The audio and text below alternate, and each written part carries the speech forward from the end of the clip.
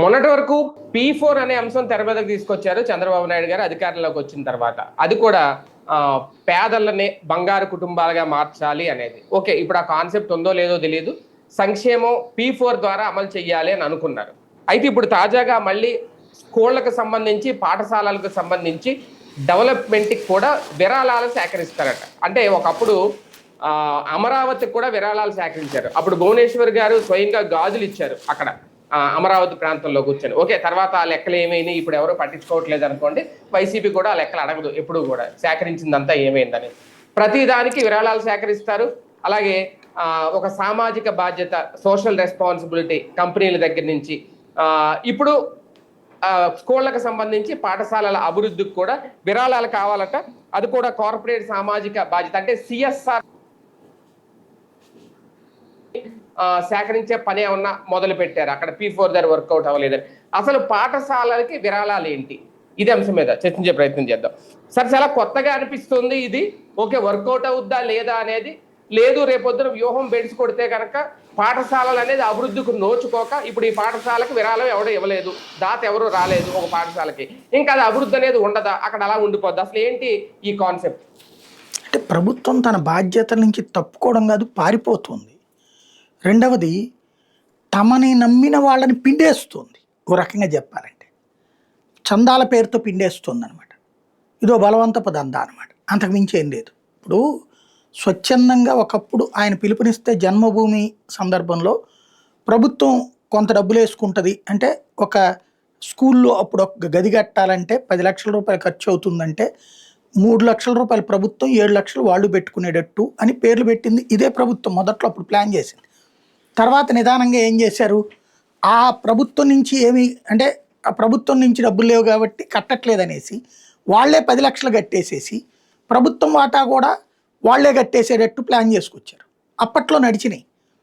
అయితే ఇక్కడ సమస్య ఏంటంటే, ఇప్పుడు మీరు ఇందాక అన్నట్టు P4తో ఏ పేదలు బాగుపడ్డారంటే, మనకున్నది 1.5 కోటి పేదలని చెప్పినప్పుడు కనీసం 25 లక్షల మంది కన్నా చేశారంటే 10 లక్షల మంది అని లెక్క చెప్పారు. అది కూడా నెలవారీ పెన్షన్లు ఇస్తామన్నది, ఏది నెలవారీ 1500 ఇస్తానన్నది ఎత్తేసారు.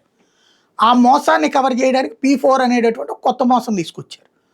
రెండవది వచ్చేటప్పటికి అన్న క్యాంటీన్లు ప్రభుత్వం డబ్బులతో ఖర్చు పెడతామని చెప్పి తర్వాత దానికి డబ్బులు వసూలు చేస్తున్నారు. ఫండింగ్కి కట్టాలి, పుట్టినరోజుకా పెళ్లి రోజుకా ఏదో ఒక దాంతో అకేషన్తో డబ్బులు కట్టండి, మీ పేరుని అక్కడ డిస్ప్లే చేస్తామన్నటువంటి. అంటే ప్రభుత్వం అక్కడి నుంచి తప్పుకుంటోంది. ఇప్పుడు ఇది అదేమంటే కట్టేవాడే కడతాడయ్యా అంటారు. కానీ కట్టేవాడు కడితే కట్టించుకుంటే ప్రాబ్లం లేదు. ప్రభుత్వం నుంచి పని కావాలనుకున్నటువంటి వాళ్ళని ఇటుకి డైవర్ట్ చేస్తుంటారు. ఇప్పుడు ఇక్కడ అసమర్థత ఏంటంటే, జగన్మోహన్ రెడ్డి రెడ్లు లేరా, లేకపోతే దేశంలో అతనికి అభిమానులు లేరా, దేశ విదేశాల్లో ఇట్లా డబ్బులేం పిండి పట్టురాలేదు వాళ్ళ దగ్గర నుంచి. నువ్వు చందా ఈ ప్రతి దానికి డబ్బులు కట్టు కట్టు కట్టు కట్టు కట్టు అనేటటువంటి కాన్సెప్ట్ అతను పెట్టలేదే. సర్వశిక్ష అభియాన్ నిధులు ఏం చేస్తున్నారు వీళ్ళు, రాష్ట్ర ప్రభుత్వ విద్యాశాఖ నిధులు ఏం చేస్తున్నారు వీళ్ళు, ఉపాధి హామీ నిధులు ఏం చేస్తున్నారు వీళ్ళు. అతను ఏం చేశాడు, సర్వశిక్ష అభియాన్ నిధులు ఉపాధి హామీ నిధుల్ని లింక్ చేస్తే అన్ని వేల స్కూళ్ళకి నాడు నేడు కింద మారిపోయినాయి. చక్కటి రూపం వచ్చినాయి, కార్పొరేట్ లుక్ వచ్చినాయి, బెంచీలు మారినాయి, గోడలు మారినాయి, డిజిటల్ ప్లాట్ఫారాలు వచ్చినాయి. అంత చేయగలిగినప్పుడు వీళ్ళు కనీసం అది కొనసాగించలేరా? వాటిని గడ్డానికి చక్కగా ఈనాడులో రాసుకొచ్చారు ఒక డీటెయిల్డ్ స్టోరీ. మీరు కనుక 1,40,000 కడితేనేమో అప్పర్ ప్రైమరీ స్కూలు, 1,65,000 కడితేనేమో హై స్కూల్లో మీ పేరుతో ఒక గది కడతారట. అట్లాగే మంచినీళ్ళు కావాలా, రోడ్డు కావాలా, బల్ల కావాలా, చెత్త తీయడానికి ప్లేస్ కావాలా, ఇట్లాంటి బరుగుదొడ్డిక, ఇట్లాంటి వాటన్నిటికీ అక్కడ పెడతారట డబ్బులు. వాస్తవంగా ప్రభుత్వం తన బాధ్యతల నుంచి పారిపోవడం కాకపోతే ఇంకేంటి అందులో. ఒక వ్యవస్థ పర్ఫెక్ట్గా అతను సెటరైట్ చేసిన దాన్ని అది తప్పని ప్రజల్ని నమ్మించి మోసం చేశారా ఇప్పుడు మీరు? అప్పుడు స్కూళ్ళు పర్ఫెక్ట్, స్కూళ్ళకి సంబంధించిన ఒక కమిటీలు, ఆ కమిటీలకి నెల నెల డబ్బులు, ఏడాదికి వచ్చే డబ్బులు, వాచ్మెన్లను పెట్టుకోవడానికి డబ్బులు, 15,000 రూపాయల్లో 15,000 రూపాయలు ఒక 1000 ఒక ఏడాది తీసి ఈ అడిషనల్ పెట్టారు. డ్రైనేజీలు, అదే మన మరుగుదొడ్లు శుభ్రపరచడానికి వాటికి అయ్యేటటువంటి సిబ్బందికి. దాన్ని తప్పు పట్టారు వీళ్ళు. రెండవసారి వచ్చేటప్పటికి ఇంకొక 1000 రూపాయలు తీసి అతను 13,000 రూపాయలు వాళ్ళకి ఇచ్చి ఇంకో 1000 రూపాయలతో ఆ స్కూల్ వాచ్మెన్ మెయింటెనెన్స్ అని చెప్పి ఆ హెడ్ మాస్టర్ల అకౌంట్లోకి వేశారు. నడిచిపోయింది. అవును. అవన్నిటికంటే ఇంకా ఘనంగా చేస్తామని చెప్పి ఇప్పుడు వచ్చి స్కూళ్ళకి గదులు కట్టుకోవడానికి డబ్బులు మీరే ఇవ్వండి, పబ్లిక్ ఇవ్వండి, మంచినీళ్ళు పెట్టడానికి ఇవ్వండి, కుండకి డబ్బులు ఇవ్వండి, లేకపోతే ట్యాప్కి డబ్బులు ఇవ్వండి. ఏంటిది? ఈ అడుక్కునే కర్మ ఏంటి? సర్వశిక్ష అభియాన్ నిధులు ఏమవుతున్నాయి? కేంద్ర ప్రభుత్వ నిధులు ఏమవుతున్నాయి? జగన్ వాళ్ళ భారతీయ సిమెంట్స్ నుంచి, సాక్షి నుంచి పట్టురాలేదు కదా. నువ్వే చెప్తావు కదా జగన్ అప్పులు చేసి తెచ్చాడు. నువ్వు అప్పులు ఇప్పుడు అప్పటికంటే ఎక్కువ తీసుకుంటున్నావు కదా. అప్పుడు అతను తీసుకున్న అప్పుల కంటే ఇప్పుడు 2 ఏళ్లకే 3.5 లక్షల కోట్లు తీసుకున్నారు కదా. అతను 5 ఏళ్లలో 4.5 లక్షల కోట్లు తీసుకుంటే 10 లక్షల కోట్లు తీసుకున్నాడని ప్రచారం చేశాం. చివరికి మన బడ్జెట్లో అసలు లెక్కలు చెప్పాం. ఇప్పుడు మనం 3.5 లక్షల కోట్ల రూపాయలు అప్పు తీసుకుని తీరా చూస్తే మనం ఏం కట్టలేము. మా గోడ కట్టడానికి డబ్బులు ఇవ్వండి, బిల్డింగ్ కట్టడానికి డబ్బులు ఇవ్వండి, మేము ఏ సాయము చేయలేము, మీరే డబ్బులు పెట్టుకోండి. పేదోడికి పథకానికి జనమే డబ్బులు పెట్టుకోవాలి, అన్న క్యాంటీన్లకి జనమే డబ్బులు పెట్టుకోవాలి, స్కూల్ కట్టడానికి జనమే డబ్బులు పెట్టుకోవాలి. ఇంకా గవర్నమెంట్ ఎందుకు? అవుట్ సోర్సింగ్ ఇచ్చేస్తా పోలేదా గవర్నమెంట్ని కూడా? ఇక చివరికి మెడికల్ కాలేజీలు మేము నిర్వహించలేము, మీరే కట్టుకోండి. గవర్నమెంట్ భూమిని కూడా మేమే ఇచ్చేస్తాం, తీసేసుకోండి మీరు. ఇంకేంది గవర్నమెంట్? ఎందుకేక అవుట్ సోర్సింగ్ గవర్నమెంట్ అయిపోయింది ఇది. అదే కదా. వాస్తవానికి 7,000 కోట్లు ఎంతో దగ్గర ఖర్చు అవుతుంది. అందులో 1,500 కోట్లు ప్రభుత్వం పెట్టుకుంటుంది. మిగిలిన 4,000 చిల్లర కోట్లు ఇప్పుడు దాతల నుంచి విరాళాల రూపంలో వసూలు చేయాలనుకుంటున్నాం అనేది. దీనికి సంబంధించి వీళ్ళు ఒక కమిటీ కూడా, సొసైటీ కూడా ఏదో రిజిస్టర్ చేశారట కదండి, AP school infra development society అనేది. అంటే ఇప్పుడు దీనికి మళ్ళీ వీళ్ళు చెప్తున్నది ఏంటి? పన్ను మినహాయింపు, ట్యాక్స్ ఎగ్జంప్షన్ కూడా ఇస్తారట ఇలా ఇచ్చిన వాళ్ళకి. అంటే నాకు ఈ కాన్సెప్ట్ ఏమనిపించింది అంటే, సార్ ఇప్పుడు మనం కొంత గుళ్ళకి డొనేషన్స్ ఇవ్వచ్చు, వాళ్ళు 80G కింద ఇప్పుడు టీటీడీకి ఇస్తే డొనేషన్ ఇస్తే వాళ్ళు 80G కింద ఏదో ఇస్తారు, ట్యాక్స్ డిడక్షన్ ఏదో. అలాగే ఇప్పుడు ఇలా వసూలు చేసి మీరన్నట్టు ఈ సర్వశిక్ష అభియాన్ నిధులు ఇవన్నీ పక్కదారి పట్టించడానిక, లేదంటే రేపొద్దున్న ఎవరైతే స్కూల్ కట్టిస్తారో వాళ్ళదే దాని మీద పెత్తనం ఉంటుంది. ఇంకా అప్పుడు అది ప్రభుత్వ పాఠశాల ఎలా అవుతుంది? అంటే ఇక్కడ సమస్య అదే. ప్రభుత్వం ఆలోచిస్తున్నటువంటిది బాధ్యత నుంచి తప్పించుకు పారిపోతుంది. ఒకటి, ప్రజలకు సంబంధించిన భూముల్ని భూ సేకరణ కింద తీసుకుని, భూ సమీకరణ కింద తీసుకుని వాళ్ళకి డబ్బులు ఇట్లా. ఇప్పుడు పెనుమాక వాళ్ళ గొడవ అంతా ఏంటి? డబ్బులేమి ఇయ్యరు, భూమి లాక్కుంటాం, తర్వాత మీకు ఏదో ఒకటి చూస్తామంటే, లేదా చీఫ్ అండ్ బెస్ట్ రేట్లు ఇస్తామంటే వాళ్ళు ఎట్ట బతకాలి? అమరావతి రైతు దగ్గర తీసుకుని 12 ఏళ్ల నుంచి 1 ఎకరం భూమి ఉన్నటువంటి వాడు ప్రభుత్వానికి ఇచ్చేసాడు. ఏడాదికి 25,000 రూపాయలతో బతకగలుగుతాడు ఒకడు, ఒక కుటుంబం బతుకుతుందా? 1 ఎకరం భూమి మీద ఎంత దర్జాగా బతికేవాళ్ళు వాళ్ళు అంతకుముందు. వాళ్ళ కింద ఒక 4 పని చేసుకునేవాళ్ళు కూలీలు. ఇవాళ రోజున ఏంటి వాళ్ళ జీవితం? 12 ఏళ్ల నుంచి అసలు ఆ హ్యూమన్ టచ్ ఎవడు చేయట్లా. అదే ధైర్యం ఇప్పుడు వీళ్ళకి. ఏది చేసినా సరే, ఏం చేసినా గొప్పగా పొగిడేటటువంటి వ్యవస్థ ఉంది మనకి, విజన్ కింద చూపించే వ్యవస్థ ఉంది మనకి. అంతే తప్పించి పారిపోతుంది ప్రభుత్వం అని చెప్పట్లేదు ఇక్కడ. ఇంకొకటి కూడా ఇందులో ఈ కార్పొరేట్ సోషల్ రెస్పాన్సిబిలిటీ ఫండ్ ఏదైతే ఉంటుందో, CSR ఫండ్ అనేది, దాని గురించి అప్పుడు P4 అన్నారు, దాని ద్వారానే సంక్షేమ పథకాల అమలు ఏదో చెప్పుకొచ్చారు. ఇప్పుడు దీనికి కూడా ఆ CSR ఫండ్స్ రాబట్టే ఆలోచన ఏమన్నా చేస్తున్నారా? చాలా మంది ఆ CSR ఫండ్ ఎగ్గొడుతున్నారు, లేదంటే వేరే దానికి వాడుకుంటున్నారు. కాబట్టి ప్రభుత్వం ఆ యాంగిల్ ఏమైనా ఆలోచిస్తుంది? ఆ కోణంలో చూడొచ్చా దీన్ని? CSR ఫండ్ల కోసం అయితే వీళ్ళకున్న ఇన్ఫ్లుయెన్స్ను వాడితే ఆటోమేటిక్గా వస్తాయి. సమస్య దానికోసం కాదు, మనం తప్పించుకు పారిపోవడానికి అది ఒక సాకు చూపెడుతున్నాం. ఇప్పుడు ఇన్కమ్ ట్యాక్స్ ఎగ్జామ్షన్ కూడా ఇప్పుడు వీళ్ళు ట్రస్ట్ రిజిస్టర్ చేసి ఆ తర్వాత ఇన్కమ్ ట్యాక్స్ ఎగ్జామ్షన్ పర్మిషన్ ఎన్ని తెచ్చుకోవడానికి టైం పడుతుంది. ఆ తర్వాత కదా వీళ్ళు జరిగేది. ఫస్ట్ ఇప్పుడు స్కూళ్ళు నడపడం ఏంటి? ఎండాకాలంలో స్కూళ్ళ బిల్డింగ్లు పూర్తి చేయాలి కదా. మొన్ననే ఈనాడు జ్యోతి రాసింది ఏంటి? ఈ సీజన్లో దాదాపు 15,000 స్కూళ్ళు బాగు చేసేస్తున్నారని రాశారు. బాగు చేస్తున్నారని రాశారు 15,000 స్కూళ్ళు. ఇంకొక 10,000 స్కూళ్ళను కూడా తాత్కాలికంగా చూస్తున్నారని కూడా రాశారు వీళ్ళే.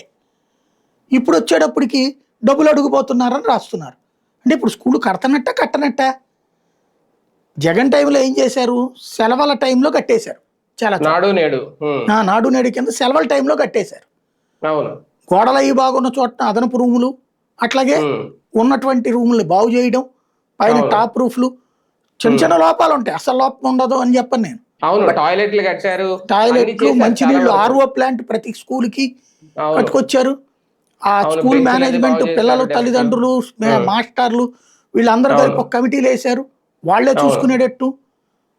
టాయిలెట్లు కూడా ఏంటి, మోడర్న్ టాయిలెట్స్ కట్టారు వాటిట్లలో. అవును. ఇంకా కట్టనివి ఉన్నాయి. అవి వీళ్ళు వచ్చి ఇంకా అద్భుతంగా కడతారు జగన్ కంటే అనుకుంటే, తీరా చూస్తే జనం కడితే పేరు వీళ్ళు పెట్టుకుంటారనమాట. ఓవరాల్గా పారిపోతుంది ప్రభుత్వం. ఇంకోటి ఈ సిఎస్ఆర్ ఫండింగ్ ఎన్నిటికి ఇస్తాడు? సిఎస్ఆర్ ఫండింగ్ ఒకటి దగ్గర ఉంది. ఒక కంపెనీ వాడు సిఎస్ఆర్ ఫండింగ్ ఎన్నిటికని ఇస్తాడు? P4కి ఇచ్చి, అన్న క్యాంటీన్కి ఇచ్చి, దీనికి ఇచ్చి, అంటే వాళ్ళ దగ్గర ఉన్నటువంటి డబ్బులన్నిటినీ సిఎస్ఆర్ ఫండింగ్ అంతా ఇక ప్రైవేట్కి పోకుండా ప్రభుత్వమే తీసేసుకుంటుంది అనమాట. మంచిది, తీసుకోండి పోనీ. అది ఇస్తానంటే తీసుకోండి, కట్టండి. కానీ ఇక్కడ ప్రభుత్వం చేయాల్సింది కూడా ఉంది కదా. ప్రభుత్వం చేయాల్సింది మర్చిపోతే ఎట్లాగా? అవును. కార్పొరేట్ స్కూళ్ళకి, కార్పొరేట్ విద్యకి పూర్తిగా లైన్ క్లియర్ చేస్తున్నట్టు ఏమైనా అనిపిస్తుందా? నిజంగా రేపొద్దున్న దాతల నుంచి విరాళాలు కనుక రాకపోతే, ప్రభుత్వ స్కూల్ డెవలప్మెంట్ అనేది పూర్తిగా జరగకపోతే ఆ స్కూల్కి ఎవరు వెళ్ళరు. అప్పుడు మరోసారి కార్పొరేట్, ప్రైవేట్ స్కూల్ వైపు వెళ్లాల్సిందేనా? ఇప్పుడు మొన్ననే సంఖ్య తగ్గిపోయింది. ఆ తగ్గడానికి కారణం మీద కఠినంగా వ్యవహరించమన్నారు, తీవ్రంగా వ్యవహరించమన్నారంటే ఒక పక్కన స్టేట్మెంట్ ఇచ్చారు. ఫస్ట్ బేసిక్ ఒకటి, మీరు మీ పిల్లల్ని స్కూల్కి పంపించేటప్పుడు ఒరిజినల్గా చెప్పాలంటే ప్రైవేటు స్కూళ్ళ కంటే ప్రభుత్వ స్కూల్లో పనిచేసే టీచర్ల యొక్క క్వాలిఫికేషన్ ఎక్కువ. First we must recognise it. వీళ్ళకంటే మంచి హైలీ క్వాలిఫైడ్ టీచర్స్ వాళ్ళు. కాకపోతే అన్ని సబ్జెక్టులకి సరిపడినటువంటి సిబ్బంది ఉన్నారా లేదా అన్నది చూడాలి ప్రభుత్వం. అంటే ప్రైవేట్ స్కూళ్ళల్లో సబ్జెక్ట్ టీచర్ కొరత అనేది క్వశ్చనే ఉండదు. ఒక ఆయన వెళ్ళిపోతున్నాడంటే ఇంకొక ఆయన వచ్చేస్తాడు.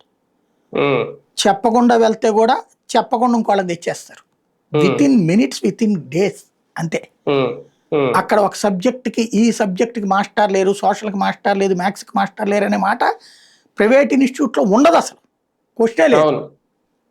ప్రభుత్వం దాంట్లో ఉంటుంది అట్లాంటి ప్రాబ్లం. అవి సాల్వ్ చేసి స్కూల్లో కూర్చోవడానికి తగిన వసతి, తాగడానికి మంచినీళ్ళు, చక్కటి మంచినీళ్ళు, టాయిలెట్ సక్రమంగా ఉంచడం, బల్లలు సక్రమంగా ఉంచడం, ఏది బ్లాక్ బోర్డులు ఇప్పుడు డిజిటల్ బోర్డులు అవి పెట్టారు కదా, అవి సక్రమంగా ఉంచడం, ఫ్యాన్లు సక్రమంగా ఉంచడం, లైటింగ్ సక్రమంగా ఉంచడం, టీచర్లు సక్రమంగా ఉండేలా చేయటం చేస్తే ఈ 8 ప్రైవేట్లో ఉంటాయి మస్ట్గా. ప్రభుత్వం ఈ 8 చేస్తే పిల్లలు ఎందుకు చేర్చాలండి కార్పొరేట్లో డబ్బులు అంత తగలేసి? ఈయన ఒక మంచి పని చేస్తున్నాడు లోకేష్. ఇప్పుడు ఇంటింటి దగ్గరికి వెళ్ళి టీచర్లు మాట్లాడటం, రమ్మనమని చెప్పడం. అలాగే మొన్న పాస్ అయిన వాళ్ళకి, ఎక్కువ మార్కులు వచ్చిన వాళ్ళతో ఊరేగింపులు పెట్టారు ప్రతి ఊళ్ళో కూడా. వాళ్ళ మార్కులు లిస్ట్ బోర్డులు పెట్టుకుని అడ్వర్టైజ్మెంట్ ఇచ్చింది గవర్నమెంట్. గుడ్. అవన్నీ చేస్తున్నప్పుడు వచ్చే తల్లిదండ్రులకి, వచ్చే పిల్లలకి మీరు చెడగొట్టదు. ఇక్కడ పర్ఫెక్ట్గా చెయ్యండి, చేసి సాధించండి. అంతేగాని మళ్ళీ డైవర్ట్ చేసుకోవద్దు. ఒక మంచి పేరు వస్తుంది. నేను లోకేష్ విషయంలో, విద్యాశాఖ విషయంలో జగన్ తర్వాత ఇతను ఎట్లా చేస్తాడు అనుకున్నప్పుడు ఈ సిస్టమ్ నాకు బాగా నచ్చింది. ఆ పేపర్లో అడ్వర్టైజ్మెంట్లు ఇవ్వడం, టీవీలో అడ్వర్టైజ్మెంట్లు ఇవ్వడం, కార్పొరేట్ వాళ్ళకి తప్పించి అడ్వర్టైజ్మెంట్. ఇదివరకు మనం డిబేట్లో అప్పుడు కూడా నేను అనేవాడిని, జగన్ ఎందుకు చేయట్లేదు అట్లాంటిది అనేది. వాళ్ళు ఇచ్చారు, వాళ్ళకి పిలిచి నగదు బహుమతులు ఇచ్చేవాళ్ళు జిల్లాకి ఒక మీటింగ్ పెట్టి. అట్లా కాకుండా ఇతను స్కూల్ని జాగ్రత్తగా చూసుకున్నాడు. ఇంకా డెవలప్మెంట్ అంటే వాళ్ళల్లో ఉత్సాహాన్ని పెంచాడు అనిపించింది. గుడ్, మంచిది. తీరా చూస్తే ఇప్పుడు మళ్ళీ డైవర్ట్ అయిపోయి చెడగొట్టుకోవడం ఎందుకు? ఇది ఈనాడు పైత్యమా, లేకపోతే లోకేష్ గారిని ఏమైనా తప్పుదో పట్టిస్తున్నారని చెక్ చేసుకోవాల్సి ఉంది. అంటే బాబు గారు, లోకేష్ గారు కలిపి తీసుకుంటున్న నిర్ణయం అనుకోవచ్చు ఇది, లేదా లోకేష్ గారికి సొంతంగా తీసుకుంటున్న నిర్ణయం అనుకోవాలి? అదే అంటోంది, అది వాళ్లే చెప్పాలి. ఈనాడు రాసిన వార్త నిజమైతే ప్రభుత్వం పారిపోతుంది అనిపిస్తుంది. నువ్వు అదనంగా పెట్టు, మేము కడతా ఉంటాం, వస్తే ఫండింగ్ వస్తుంది అని చెప్పు, తప్పులేదు. అలా కాకుండా అవి వస్తేనే కడతామంటే నువ్వు పారిపోతున్నట్టు. అదే కదా. అది అంటే జగన్ చేసింది నాడు నేడు పేరుతో ఆయన పాఠశాలలు ఎలా అభివృద్ధి చేశారు, ఏ నిధులతో చేశారు అనేది ఇప్పుడు ఈ ప్రభుత్వం ఎందుకు చేయలేకపోతుంది? అదే కదా వాళ్ళే చెప్పాలి సమాధానం. బేసిక్గా మన మొదటందా మొక్క అదే. జగన్ 45,000 కోట్లు ఏడాదికి అప్పు చేస్తే అన్ని సంక్షేమ పథకాలు ఇచ్చాడు, నాడు నేడు కింద స్కూళ్ళు బాగు చేశాడు, అనేక అభివృద్ధి పనులు చేయగలిగాడు. వీళ్ళు ఎందుకు చేయలేకపోతున్నారు అంతకంటే ఎక్కువ అప్పు చేసి అంటున్నా నేను. అంటే అంతకన్నా ఖర్చు ఏమన్నా ఎక్కువ అవుతుందా సార్ ఇప్పుడు జగన్ పాలన? ఎందుకు అవుతుంది? వీళ్ళ హయాంలో ఎందుకు అవుతుంది? అదే మధ్యాహ్న భోజనం ఉంటుంది, అదే గోరుముద్ద ఉంటుంది, అదే వసతి దీవెన ఉంటుంది, అన్నీ అయ్యే కదా.